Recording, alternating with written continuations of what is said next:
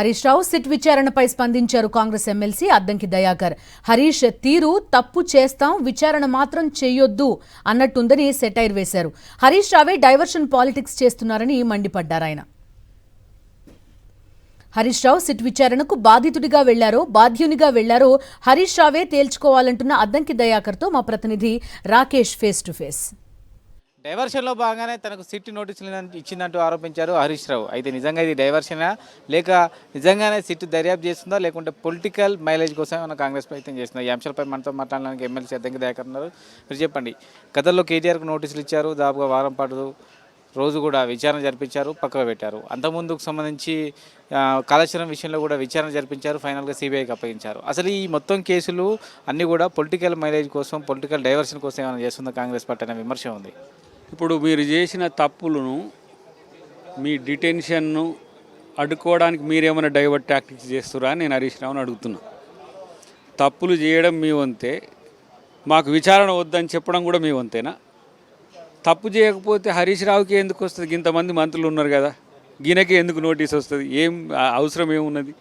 తప్పులు చేసిండ్రు కాబట్టి ఈరోజు విచారణ ఎదుర్కోవాల్సిన దుస్థితి మీకు వచ్చింది. రెండవది, ఎప్పుడు ఇవ్వాలి అని నీకు తెలిసినందుకే ముందు నువ్వు ప్రెస్ మీట్ పెట్టి ఏదో స్కామ్ అని కాయించి ఒక ప్రెస్ మీట్ పెట్టినవేమో, నీకున్న సమాచారం ఏమన్నా ఉండి. ఎందుకంటే హీరోయిక్గా నేను ప్రశ్నిస్తున్నావు కాబట్టి ఏదో నన్ను అడుగుతుంటాను. నువ్వు ప్రశ్నించండి అన్నాడు, ఓడిపోయిన తెల్లారి నుంచి ప్రశ్నిస్తూనే ఉంటుంది.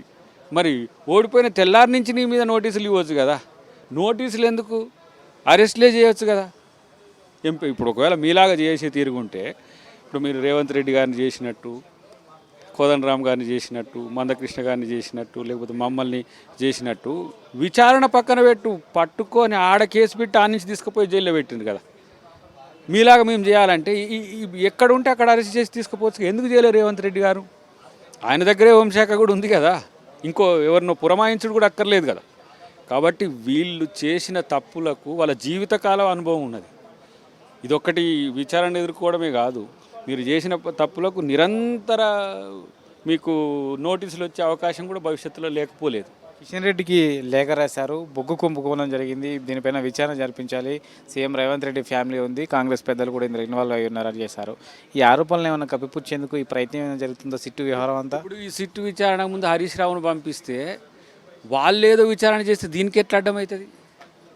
ఏమైనా వద్దంటున్నాం? ప్రధానమంత్రికి కూడా వివరించు, మీరు ఒకటే కదా, గులాబీ కవనం ఒకటే కదా మీ ఫ్రెండ్షిప్. మేమేమి దాంట్లో బాధపడేదో భయపడేదో లేదు కదా. మీలాగా మేమేం బయటికి వెళ్ళి ఎట్లా అని చెప్పి అంటలేము కదా.